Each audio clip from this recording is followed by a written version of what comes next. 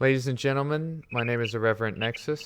I'm back with my dear friend Be As My Goddamn, who is here to talk to us about a very specific topic. Goddamn, take it away. All right, so the genesis of this episode is based on me sending a series of messages to Nexus talking about some mental health breakthroughs I've had.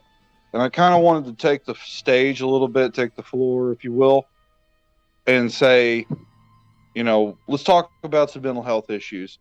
I'm one of those type of people.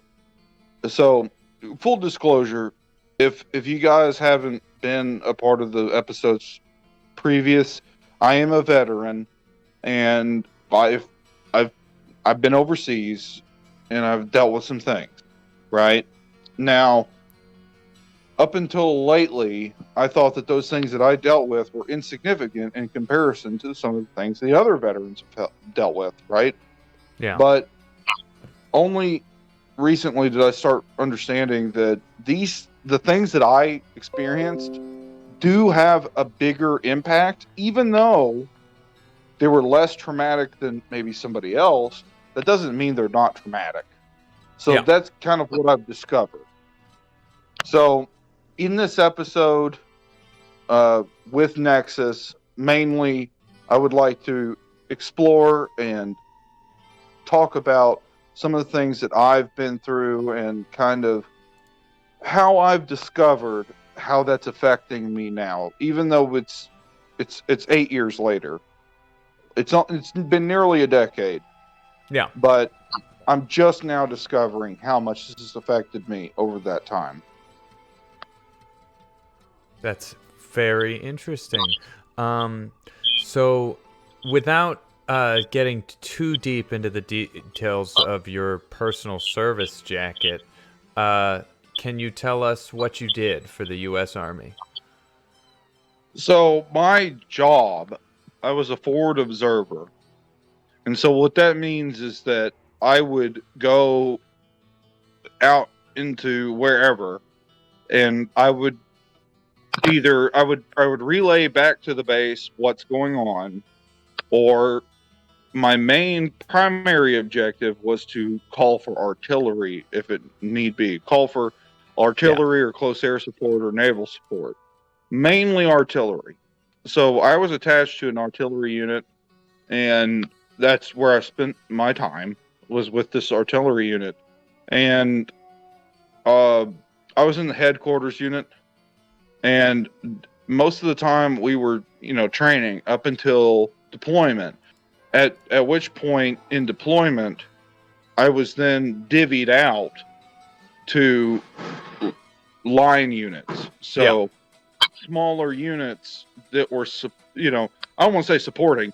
These are not support units. These are, on the line units. So in artillery world, we call those batteries, but your viewers may be more accustomed to the word company. It's the same Okay. thing.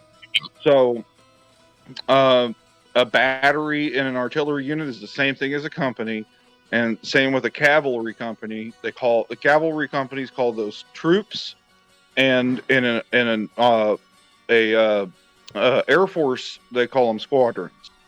So it's the same thing. Okay. Um, That makes perfect sense to me. I hope everyone out there gets the gist.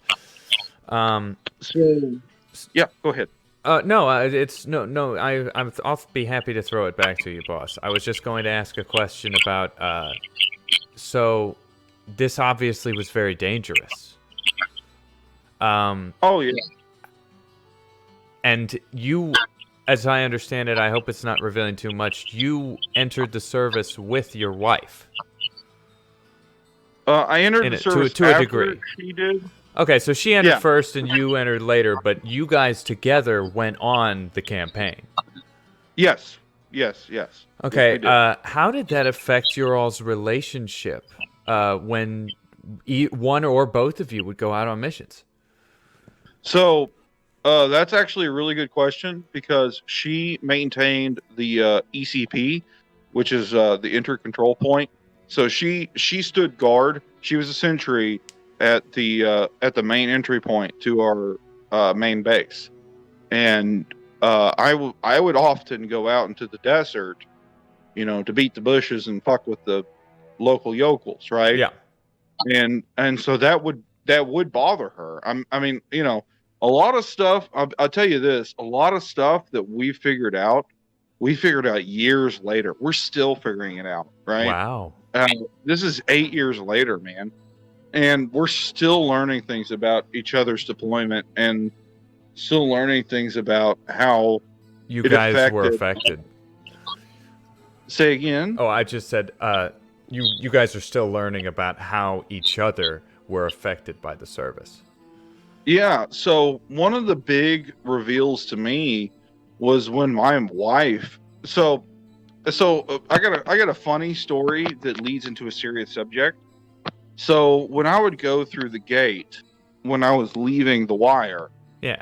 I would haul. I could see if I saw my wife, I would scream profanities at her. Yeah. Like, "Hey, baby, good looking good in that uniform." Yeah. Silly stuff like that. Just being a goofball, right? Playful I thought banter.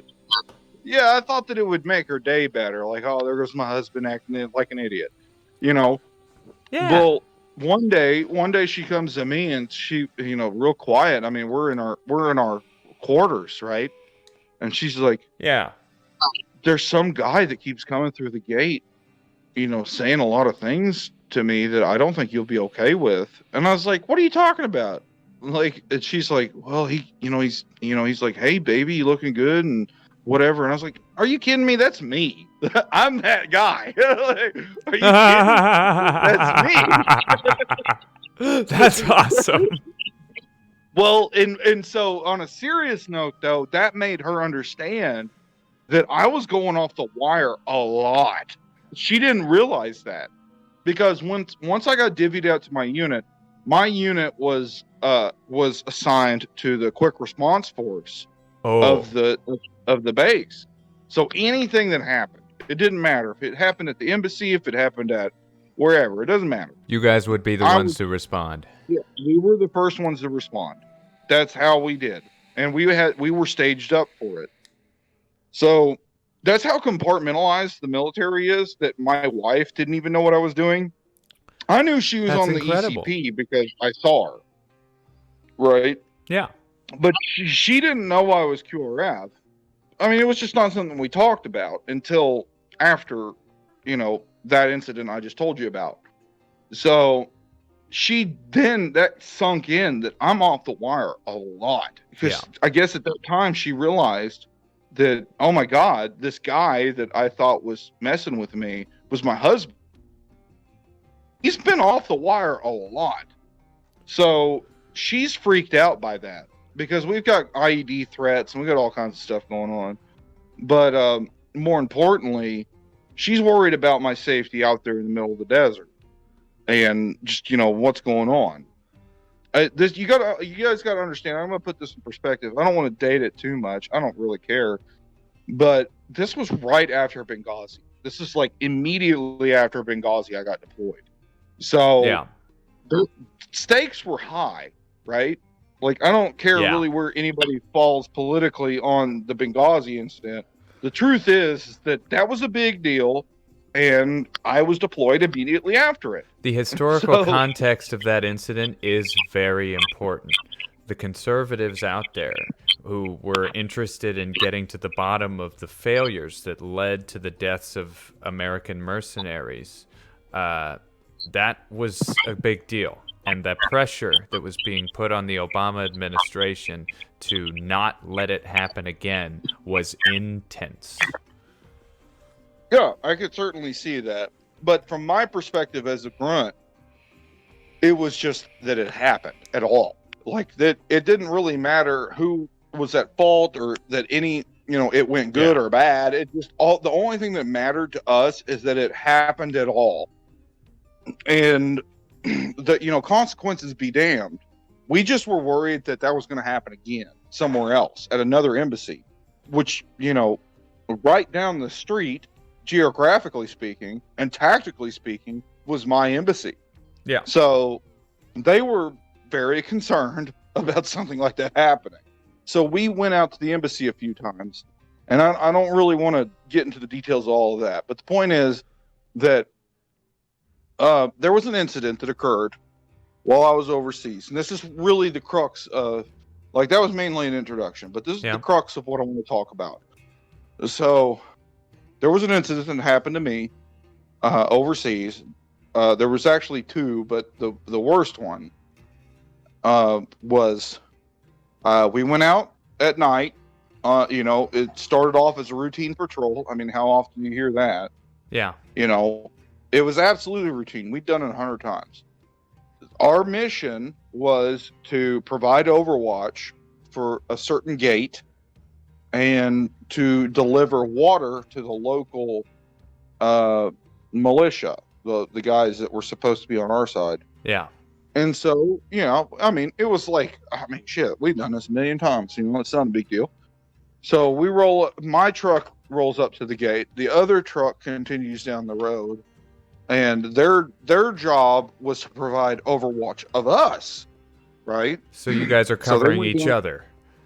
Yeah, right. I'm covering, like, my truck is covering the gate and covering ourselves, and the other truck is covering us in the gate, right? Yeah. So it was a 2-truck mission. And so I pull up to the gate. I'm the driver, and the other truck rolls down the street. As soon as I pull up to the gate, there's like this little guard shack. Now, let me set the tone for you real quick. So it's the middle of the night, and I'm on the road. Yeah. But the road is at an elevation in regards to the, like, guard shack that the locals occupied and the road that led into their little base. So I'm up high. I'm on, like, a slight elevation, like, I don't know, maybe 15 feet. Kind of pointing downhill a little bit?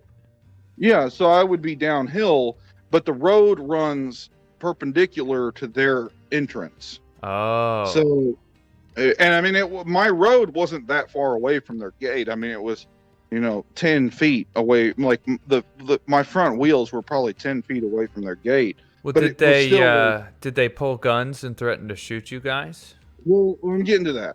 Okay. So, sorry.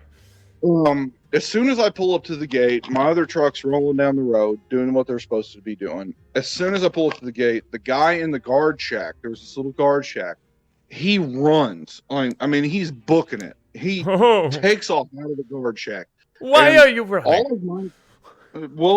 Yeah, right. Why are you, cue the meme. Yeah. So, but, I mean, in all of my training, if that happens, it's because there's an IV. So I'm thinking, I'm about to get blown up. Like, I was fully convinced. There's going to be an explosion. I'm going to die or be maimed. Like, I mean, because that was my training. If people take off running, it's because you're about to get blown up. So, but that didn't happen. So he takes off running, and not even a few seconds later, we're over here all trying to figure out what in the hell just happened. And I'm debating on whether or not I just need to drive off.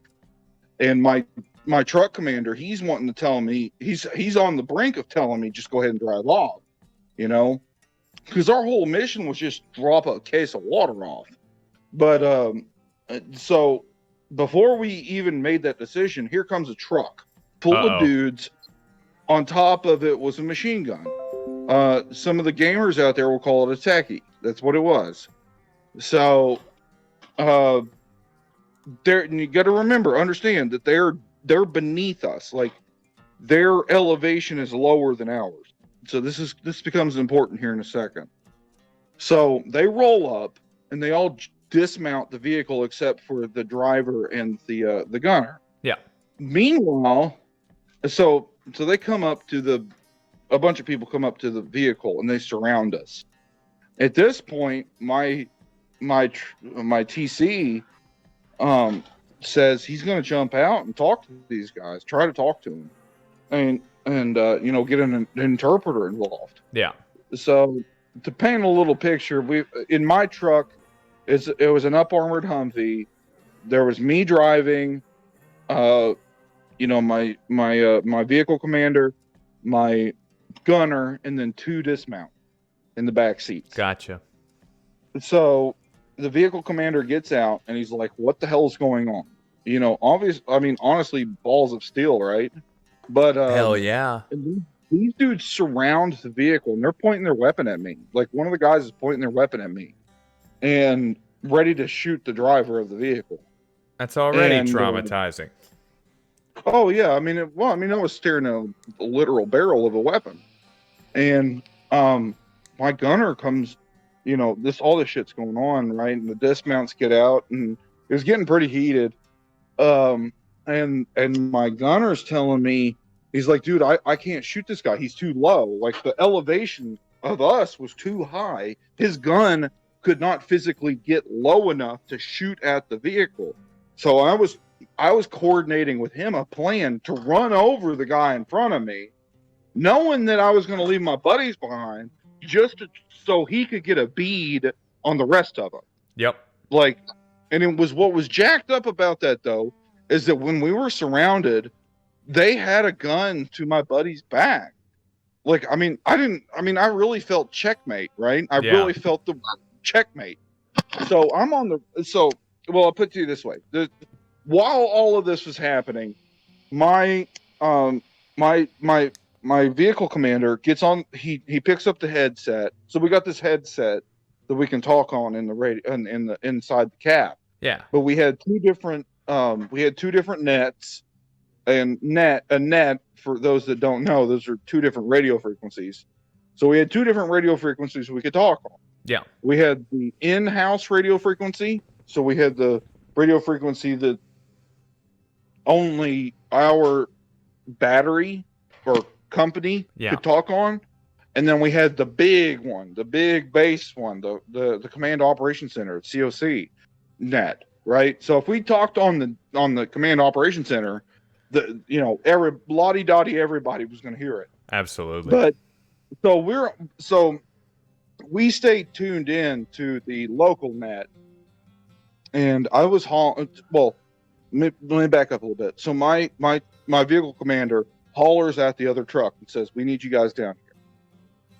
And then he drops the headset and he gets back out and he's talking to these people, trying to interpret and trying to come to some resolve. Meanwhile, I'm still sitting here in the driver's seat and I hear over the radio, "Oh, you can take care of it. You're fine. You're a big boy." And oh wow. And then so some time passes. My gunner actually yells out of the gunner's hatch and says, "Hey, tell them to come here again. He doesn't believe you." And my VC didn't actually understand that. He just knew that he should get back on the radio. And so he got back on the radio and said, "Hey, I really need you guys to come down here. This is a big deal. Like, this is bad." And at this point, I don't know what's going on. Yeah. I've still got a gun pointed to me. And so, like, the whole time this is happening, there's a gun pointed at me. And so he gets back on the radio and he says, "Hey, I really need you guys to come down here right now. Like, no joke."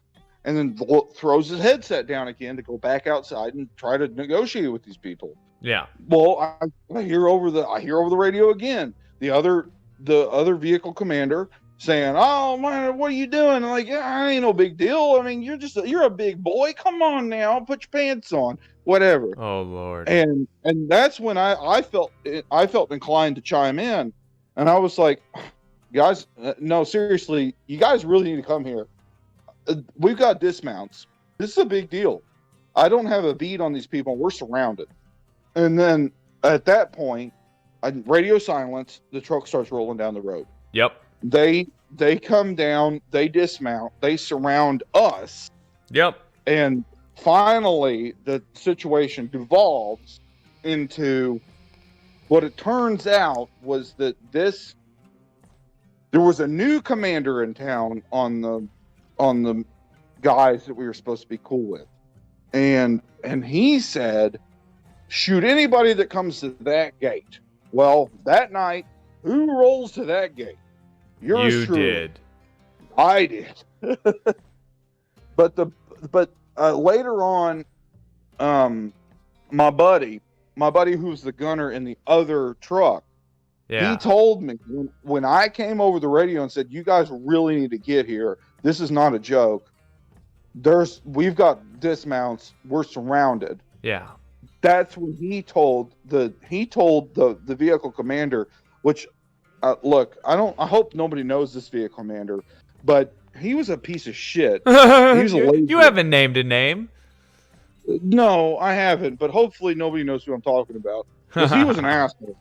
Like, I mean, dude was lazy, genuinely lazy. But so he just didn't feel like dealing with it, really. And so, um, finally, when they came down there, my buddy told me about this later on. He was like, "Look, when you came over the radio and said, 'Dudes, we're surrounded. This is bad,' he told the vehicle commander, he's like, Private Joker. He doesn't get freaked out for anything. There's obviously a problem, and that's what convinced him to come down." I just said my name, but whatever. Bleep it out. Bleep it out with "be as my goddamn." The thing about it is that the gunner on the other truck said, "Old boy doesn't get upset about anything. Yeah. There's obviously something wrong." So that's the picture I wanted to paint, and we're gonna have to bleep at least one part of that, I guess. I don't care, honestly. That's In my okay. personal, I don't care. You can leave it as is if you want to.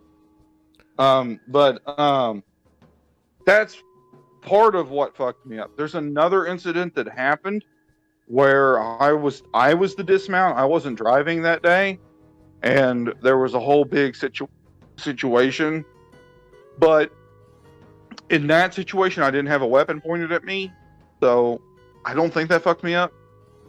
Yeah. I don't know. Not quite as bad as that gate scenario where you're completely surrounded on all sides by some yahoos with AKs and small arms. Was that, I mean, they were pointing their weapon at me, and they wanted to kill me. And my buddies are dismounted, like they're outside of the vehicle. At least I felt safe in the vehicle. And without any further context on the people who were tasked with manning the gate, if their commander told them they need to shoot anyone who rolls up, credit is owed to the guy who manned it, who realized, wait a minute, I don't know if it's a good idea if I just run out and shoot a bunch of American troops who just rolled up to our gate. That's actually what was said in the there was a look. I'll be honest with you, all of this stuff is classified, but there is an official transcript of what happened. And one of the things that was said was the guy at the gate said he was told to shoot anybody that comes to the gate, but he said, "I think it's a bad idea to shoot the American." Yep. So that's why he ran away. Yep. That's exactly why he ran away. I think that guy made the right call. He sure did. But them boys that came out with him, they didn't know what to do either. They were pointing their weapon at me. So finally somebody, the whole reason why the situation de-escalated was finally somebody got somebody that was in charge of something, and that guy came out and said, "No, don't shoot the American." Ultimately, that's how it got resolved. But for that time, man, I was fully, and you got to understand though, is that a lot of the shit that happened, that took place afterwards, we were all running on adrenaline at this point. My gunner is sitting here screaming at me. He's like, "I don't have a bead. I can't hit this guy. He's too low. You're gonna have to pull up." And I was like, "Dude, there's a guy in front of me. If I'm gonna pull up, I'm gonna run him over. I'm gonna run this fucking guy over." I was fully convinced that I was gonna kill a guy that night. Yeah. Or potentially I was gonna die. And every person in that Humvee was sitting there thinking, holy fuck, how am I going to get control of this situation? How can I take out the targets and keep my team alive? Yeah, right. So, and my buddies, they were outside the Humvee. I was super worried about them. I'm like, you gotta understand, it's that I'm the driver. Yeah, I'm like, if I run this guy over, I'm ditching my dudes at least for a few feet. Like, I mean, it was rough on me, dude. And Yeah. so that's what I'm trying to say though is that okay, so I'm All of not some this Billy leads badass. us to mental health. Right. That's what this leads us to. I'm not trying to sit here and fucking say I'm some Billy badass that killed 100 people, no scope, 360, crap like that. No bullshit like that. Like seriously though, if you're staring down the barrel and you think you're gonna die, it's like it's a different world for all the like. I'm sure there's gonna be plenty of veterans that show up on your thing and just call me a pussy, and I'm totally okay with that.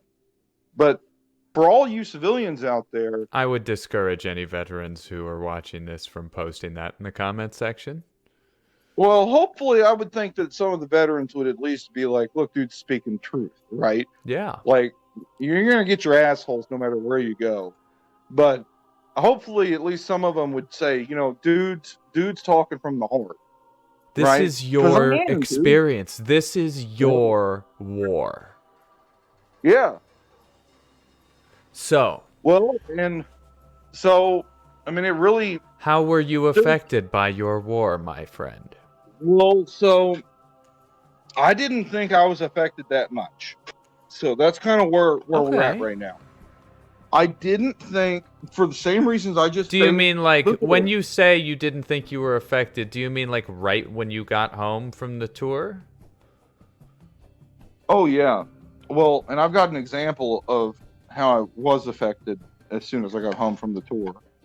Um, Even though you so thought you weren't. yes, and this was my first clue, but I ignored it. But I Huh. remember it really well. So let me tell you my first clue. So as soon as I get home from, well, two things actually happened. The first thing that happened when I got home from the tour, I was sitting at Cracker Barrel, and a guy, like, this was one of those rare times that Cracker Barrel was not packed, and Yeah. a guy comes over from another table, like clear across the room, and he puts his hand on my shoulder and he says, "Did you serve?" I said, "Yes, sir, I did. I just got home." And he's holding my shoulder. He's like shaking my shoulder, Yeah. and he's like, "I can tell." And I'm like, "What the hell?" And he goes back over and sits back down in his seat. But you got to think is that what I was doing when he saw me, I was looking out the window. Everybody else from my table was in the gift shop of Cracker Barrel doing their own thing. I was just sitting at the table looking out the window, amazed that I was in America. Like, Yep. like that was what was getting me. I was like You sitting were there thinking, glad to be home. I'm home. Like I just went halfway across the fucking planet twice. Wow. Like, I can't believe I'm home. Like, that's what I was thinking when I was looking out the window. And that guy, clear on the other side of the room, picked up on it. And Yeah. he's like, this dude's seen some shit or been through some shit Yep. anyway.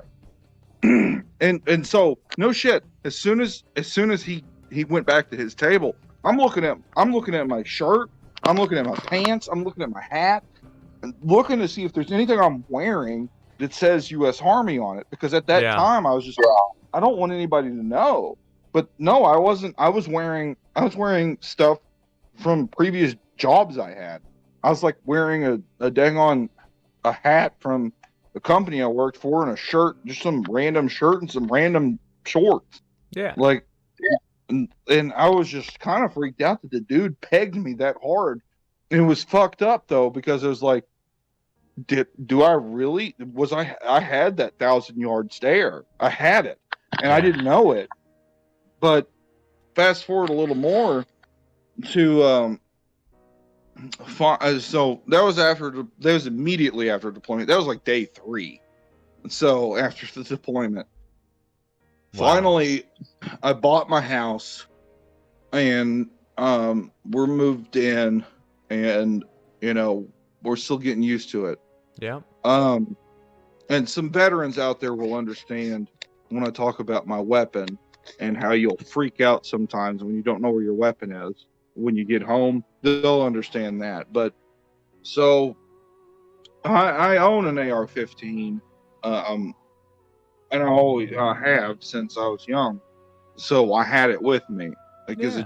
it obviously it brought me some level of comfort. It was like normalcy, really. Yeah. But so I'm sitting in my front room, and I got my AR sitting in the closet right next to me. I'm watching some YouTube or whatever on my computer. I get up at some point. At some point, I get up and I decide that I want to take a shower. So I go turn the shower on, to get it warming up. I decide then that I'm gonna go do something else. And I go. Eventually, I make my way back to the front room. I got to be honest with you. I don't really remember the exact steps that it took to doing this, but eventually, I ended up back in the front room. While I was waiting for the for the water to get warm. So I'm back in the front room watching a little bit of YouTube. I get up at some point. I totally forgot that I turned the shower on. I totally forgot that I wanted to take a shower. All I know is that now I'm hungry, or I want some water or something. I wanted something out of the kitchen, Yeah. probably a snack, right? So I get up from my front room. Now, the back room, remember, in the back room, I turned the shower on to make it warm, but I don't remember that. I don't remember doing that.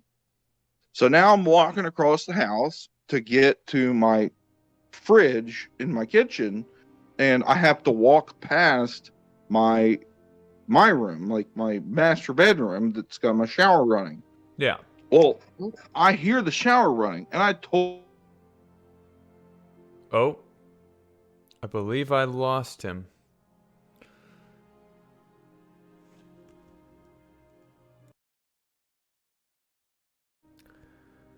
Okay, we're back, folks. Interrupted by a phone call. Goddam was describing being discombobulated and wandering through his house after starting the shower. He was wandering down the hall. He walks past the shower. And that's when he realizes. So I was to go all the way back. I mean, I forgot entirely that I had started that shower. So I go back to my front room, waiting on the shower to warm up, and started watching YouTube or whatever, and completely forgot that I started the shower. So I walk out of my front room on a totally different note, going to get some food out of the fridge. Walk past my bedroom and hear the shower running, and in my stupor, I'll tell you right now, I was not drinking, I was not smoking, I wasn't You were under the completely influence of anything. sober and lucid. I was totally sober. Well, you were sober, And but you weren't lucid. right, I probably wasn't. I mean, well, yeah, after this, certainly.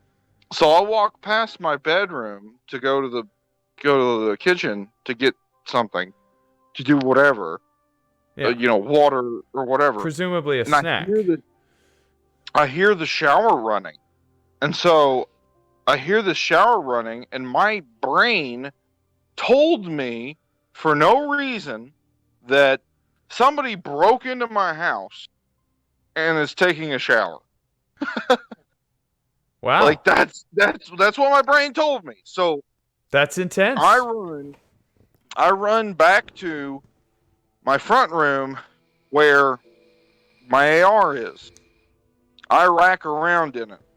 I'm ready to kill somebody. I go back into my bedroom, into where my shower is, and I sling the shower curtain open, genuinely ready to kill somebody. And of course, there's no one there. There's nobody there. And that's when I remembered. At that moment, I remembered I turned the shower on. Wow. I didn't remember it up until any other point until I slung that shower curtain open and I'm holding a weapon ready to kill somebody.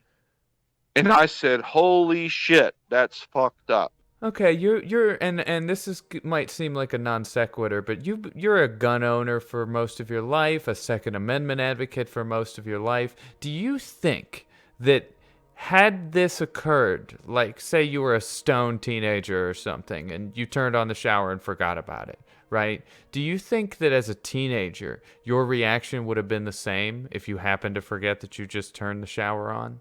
Oh Lord, no. I mean, I had guns the whole time. I mean, I had the same. As a matter of fact, I had the same gun But it before wasn't I was in the until military. after the deployment that you were sort of capable of reacting with sort of this Oh man, I extra moved through. level of security. Oh yeah, I moved through that room like a well-oiled machine. I'm like, I mean, I was 100% training at that point. Yep. I was like absolutely, I was a dog. Like no kidding, I was a dog, and I was operating entirely on training. And yeah, that freaked me out, man. I had to go sit down for a minute. I turned the shower off and I went and sat down for a minute in my kitchen with my weapon laying on the table. Dude, it freaked me out. Night. I think it's reasonable. Anybody would have been What's freaked out. Okay. Okay. No, man, I was just like, I mean, it really hit me like a ton of bricks. I was just like, I did that. I mean, that's PTSD stuff, Yeah, right? it definitely is. I would say it is. Yeah. So that would have been your first major kind of after deployment, you're at home revelation. Oh shit. Maybe. Well, yeah, Yeah, you know where I maybe. was going with that. Maybe I was affected in ways that I haven't calculated, in ways that I am not aware of. Least Yeah, at least on the subconscious level or conscious level. yeah. And so to bring it full circle, like I described a story where I was at Cracker Barrel and a guy came up to me and asked me if I served, and he could tell this was before that incident. Because you had the And 1,000-yard veteran stare. yeah, and so bringing all that into perspective, recently I was out talking on my back porch, like as recently as like a few days ago. I was out talking on my back porch with my buddy and my wife, and they kind of asked me about the situation I described before, Yeah, and naturally. where I was overseas and the things that happened. Um, and it just kind of like dawned on me as like that really messed me up. But it wasn't that really that's what sold it, I guess. But But something I else already hammered it home? well, yeah, when I was at the VA, so I did a questionnaire with the VA about ADD, Yeah. and they identified that my depression level is really low. So they're like they were actually surprised about that I don't have a lot of depression. And I was like, well, guys, I mean, I'm not a very depressed person, just naturally. And but they did identify through the questionnaires that I'm very anxious. Like I'd like through the roof. And and to be honest, I'm medicated at this point, and I don't feel near as anxious as I used to. But I still Yeah. took the test while being as medicated as I am, taking the same medication. And so it was surprising to me that they were able to pick up on that, even though I don't feel like I'm that anxious. But a lot of my anxiety, talking to the VA, a lot of my anxiety is comes from paranoia, and I'll wake up in the middle of the night and be totally convinced that somebody's breaking into my house and they're trying to kill me and my kids. Like that. This is something that happened a lot before I started taking meds. A Um, recurring nightmare. yeah, Yeah, but it was a waking nightmare, and I was awake and I was walking through the house,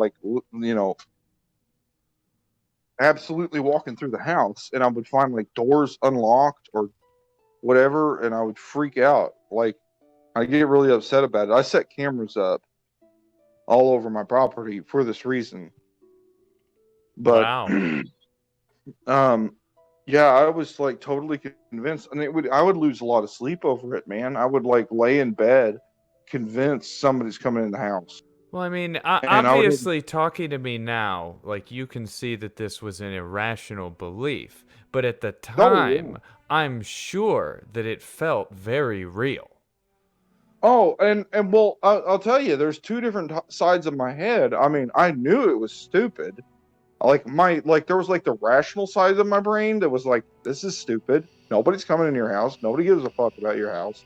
But then there was like the other side of my brain. It was just totally freaked the fuck out. And it was like Yeah. it was like one side of my brain's like, dude, just go back to sleep. You're tired, dude. Just go to sleep. And the other side of my brain was like, somebody's gonna kill you. Somebody's gonna kill your kids. The house is on fire.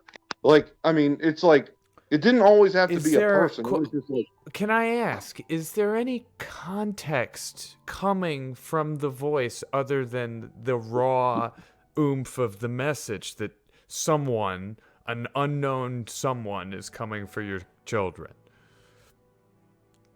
Like, um, is there basically what I'm digging for, what I'm mining for, is a specific group or any person in general that you felt threatened by, that you felt might actually be coming for your kids?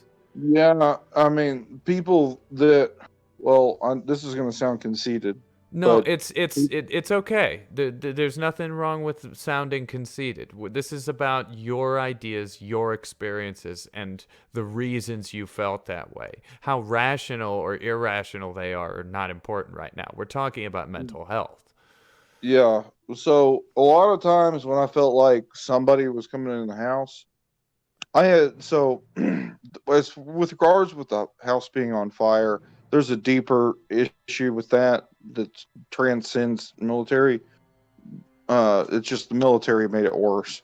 Yeah. But as far as people threatening me, a lot of times what worried me is that people that are jealous of what I've done, and or people that are know where I live, and they know what I've accomplished, and they feel like they can try to take it from me. And I mean, there's people that I have in mind that I can tell you by name, but That's not important. Specific that's that you not have important. any specific person in mind is all that we need to hear for our Yeah, purposes right. here. So, like, yeah, and it's not. I mean, it's totally irrational to think that they'd even do that, Well, I right? mean, Like, I'm they're not certain going that to there are away. tons of Vietnam era veterans who, if I'd had them in your shoes in the same chair and I asked them what groups are you afraid of, some of them might legitimately say communists and left wing radicals. And I would say to them, okay, no, that's given what you must have experienced when you came back. That makes sense to me. The context Yeah, makes sense. I think that it wasn't a specific ideological sect. It was mainly just people that I knew and that knew me and knew what I accomplished and happened to know about where I live. And I Yeah, think that's what freaked me out the most. understandable. And for no reason. But, Understandable. well, so I'll tell you this, when I would go through one of these episodes, like let's say that I woke up at 2 in the morning and I'm convinced somebody's in the house. And I know they're not. Like, I know they're not in the house. How I decided to cope with it was my rational side of my brain would tell the irrational side of my brain, okay, buddy, show me where the threat is. Yeah. And so we would go. We would go together. Like, so I'm like a backseat passenger during all of this. Like, that's the best way I can explain it, is that I've got two different people that are arguing about what's going on, and I'm in the back seat. My actual consciousness is in the back seat, and That is so so interesting. it's fucked up, man. So like, I'd wake up in the middle of the night. My paranoid guy would be freaking the fuck out, jumping up and down, screaming that somebody's coming in the house. There's a door that's unlocked. There's something's on fire, whatever. Yeah. And I would, my rational side of my brain would entertain it and say, okay, if that's really happening, show me where it's happening. And then my normal brain was just along for the ride. And we would go. I mean, I'd get up. I would get up. I would enact the labor to get up. So here's the thing, though, is that I had to be the one to enact the labor. I'm a passenger, right? Yeah. But I'm still driving the car. Yeah. So I'm like, okay, so and it's Somehow. better be a better way to describe that I'm driving the car and you got two people arguing. One in the back seat, one in the front seat. They're arguing. The front seat guy is the paranoid idiot that thinks that everything's going to hell. And the back seat guy is the one that's like, dude, everything's fine. And you're the one driving the car. And all you can do is hear these two guys arguing with each other. Yep. And so, but the guy in the front seat's the loudest. The paranoid guy is absolutely the loudest. And Yep. so I get up and I'll go wherever the paranoid guy says to go, because the not paranoid guy that thinks this is all fucking stupid, he is telling me, go ahead and do what the paranoid guy says. I'm gonna show you this is stupid. And I'm over here like, I don't know, maybe, like, I'm totally undecided. And I'll go around the house or whatever. And I'll, like, usually before I had the cameras, I would take my flashlight with me and a gun, and just like, it was kind of the best of both worlds. It's like, I'm gonna take a flashlight, I'm gonna illuminate the situation and show that it's not a problem, but if the devil has it right, I've got my gun. Yep. You got your bases covered. That makes sense. So, after all of this, after all of the conversations that we've had tonight, do you have anything you want to say to anyone out there who might be listening, who is thinking about how battle stress, battle fatigue, post-traumatic stress, whatever euphemism you want to use, that a soldier has been affected by combat in a negative manner? He's still down there. I got him. So, if I was to tell anybody anything, man, my genuine advice is tell your buddies. I know I had that happen to me. Without getting into the details of this, honestly, I had something that happened to me that was worse than combat while I was over there. Yeah. And, I mean, even still, though, even the combat-related stuff, if I felt bad, I would tell my buddies. I mean, I would say, look, dudes, I'm having a bad day. I need a friend right now. I need a shoulder to cry on. Yeah. My buddies are there for me. And if people aren't there for you, they're not your buddies. They're just not. And if they're not willing to hear you out, at least, they're not your buddies. Fortunately, I didn't run into a whole lot of that. I probably had I don't know, I'd probably say 3 people. Well, you strike me as the kind of guy who tends to accrue a number of empathetic friends and people who care about you. So you might not have problems finding something, or someone rather, to talk to about these particular issues. But in this day and age, it can feel polarizing, or very often I'd say stigmatized, for people, particularly men, to discuss how battle impacted them negatively and to get emotional about it. There Well, is a yeah, stigma so- attached. It almost seems, this is, I'm me speculating here because I'm no veteran of war, but it almost seems to me like there's almost a loss of masculinity associated culturally with admitting that a bomb went off next to you or someone died next to you, and it upset you permanently yeah, in some yeah, capacity.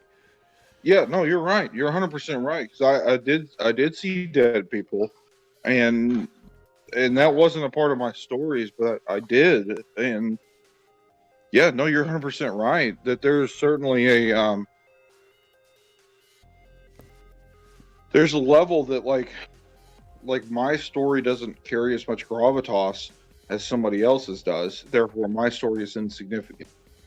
But if Right? you talking here, if someone who's a veteran hears this and they feel inspired to go to a friend where previously they may have felt too proud or too manly to admit a defect in their mental stability that may or may not be related to their experiences as a service person. Yeah. Like if that person Well, makes the choice to go to their friend because you said here, man, you got to go to talk to a buddy, grab a buddy, talk to him.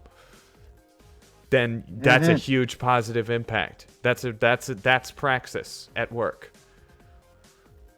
So there's somebody that we know. Somebody we know. Someone we know. You can't just drop a bomb on that and be quiet, bro. Hold on, just a second, just a second. I've got things happening. Let me undo those things. Technical difficulty. Okay. Yeah, somebody we know Somebody we know. continues to share with me war videos, and these things bother me deeply. Is But this I a don't. person who's sharing them out of a compulsion just to share them, or are they like trying to say something about their interests, maybe? I don't know. Pure I don't know anything about it. speculation. I just tune it out. Okay, fair enough. I just can't watch it. I can't see it. No, I can't you can't think of it. consume it. It's this person is sending you content that it's literally traumatic to consume. Yeah, and it's not. I'm not gonna sit here and say that they're doing it on purpose, or I just think that they don't understand, and I don't They think that I'd probably be able don't. to. They're probably just ignorant. Well, I don't think that I could explain it in such a way that they would understand, and that's kind of where the stigma comes from. Is that like I had guns pointed at me, but I wasn't shot. You know, Yeah. it's like it's like just because, man, there's such a pissing contest Well, when it we comes to live in the these things. United States of America, brother. I mean, I know I do. I'm sure. I think you still do. Here in the United States, one can be a complete civilian and have a gun put in their face and walk away scot-free and not be shot. In fact, that can in many cities, I'd say that's a daily occurrence. Yeah, yeah. I mean, and I'm not gonna say that's any less than what I went through. I mean, I had a gun pointed at me, and I was certain that I was gonna be shot. Like it was like, Well, the circumstances are certainly different. You're in a foreign country. You definitely are not a native speaker of whatever language is going on around you, and you have limited, if any, ability at all to communicate with the people pointing the guns. That's yeah, certainly going to contribute to any heightened adrenaline and anxiety. Oh my God, we're in a Mexican standoff, and none of us speak Spanish. yeah, yeah. But yeah. Okay. I'd say we're about 50 minutes into the recording now. Do you have Yeah, it's any? about time. I've got my kids are asking me to go to bed now. That's fair. Any last shout outs before we dip out? Yeah, you guys out there, it doesn't matter if you went through some shit and you feel bad about it, you feel anything about it, tell your buddies. Tell your fucking buddies. Like, don't hold that shit back. Don't hold that shit in. It ain't good for you. And I'm fortunate that I mean, the only reason why I feel so I'm not worried about it so much is because I tell people. I told everybody about it. And you know, it doesn't matter if you're not a Billy Badass. It doesn't matter if you're a Joe. You know, if you saw some shit, if you felt some shit, let your people know. Let the people you love know. They love you for a reason. Let them know. That's what I have to put out.